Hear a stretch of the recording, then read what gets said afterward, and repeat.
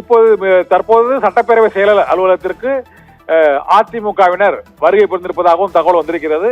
இதனால் இந்த புகாரை வாபஸ் பெறுவார்கள் என இப்போது எதிர்பார்க்கப்படுகிறது.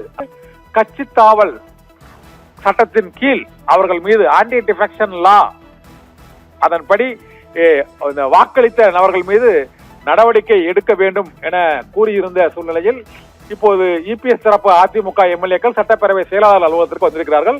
அவர்கள் அந்த நடவடிக்கை தேவையில்லை என்று கடிதம் கொடுத்து அந்த நடவடிக்கையை வாபஸ் பெறுவதாக அறிவித்து விட்டால் அடுத்ததாக சிவி சண்முகம் மற்றும் வேலுமணியும் அங்கு வருவார்கள் என வேலுமணி, விஜயபாஸ்கர், KP அன்பழகன் உள்ளிட்ட முக்கிய உள்ளிட்ட நிர்வாகிகளும் முக்கிய முன்னாள் அமைச்சர்களும் நேரடியாக இபிஎஸ் இல்லத்திற்கு வருகை புரிவார்கள். இதனால் மீண்டும் சுபம் போட்டு இந்த சமரச பேச்சுவார்த்தை நிறைவடையும் என எதிர்பார்க்கப்படுகிறது. அதற்கு இன்னும் சிறிது நேரத்தில் இந்த திருப்பம், அதாவது சட்டப்பேரவை செயலாளரோடு சந்தித்துள்ள இந்த OS மணியன், பாலகிருஷ்ண ரெட்டி ஆகிய எம்எல்ஏக்கள் இப்போது பேரவை செயலாளர் அலுவலகத்திற்கு வந்திருக்கிறார்கள்.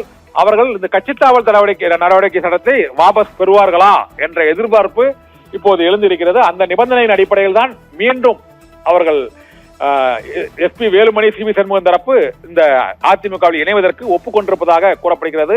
இல்லை என்றால் கட்சித்தாவல் தடை சட்டத்தின்படி எம்எல்ஏக்கள் பதவியை அவர்கள் இணைய நேரிடும்.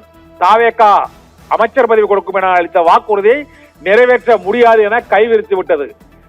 தமிழக வெற்றிக் கழகம், முதலமைச்சர் விஜய் தலைமையிலான தமிழக வெற்றிக் கழக நிர்வாகிகள் கைவிரித்து விட்டார்கள். நீங்கள் அமைச்சராக வேண்டும் என்றால் ராஜினாமா செய்துவிட்டு எங்களோடு வாருங்கள், இல்லை என்றால் உங்களுடைய ஆதரவு நாங்கள் ஏற்றுக்கொண்டதோடு அது முடிந்து விட்டது உறவு என்ற அடிப்படையில் அவர்கள் கூறிவிட்டதாக தெரிகிறது.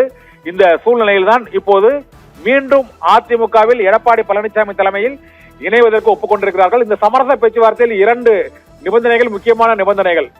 ஒன்று, கட்சித்தாவல் தடைத்தின் கீழ் நடவடிக்கை எடுக்க வேண்டும் என்ற புகாரை நாங்கள் வாபஸ் வாங்குகிறோம், நீங்கள் பொதுக்குழுவை கூட்ட வேண்டும் என்ற கோரிக்கையை வாபஸ் வாங்க வேண்டும் என்று இபிஎஸ் தரப்பு கூறியிருப்பதாக கூறப்படுகிறது. 1+1 2 2 நிபந்தனைகளும் ஏற்கப்பட்டு இப்போது சமரச பேச்சுவார்த்தை சுபம் ஏற்பட்டிருக்கிறது.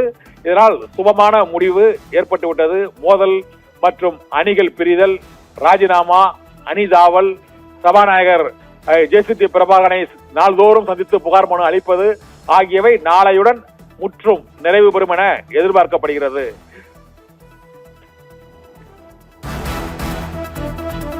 விரிவான தகவல்களுக்கு நன்றி கண்.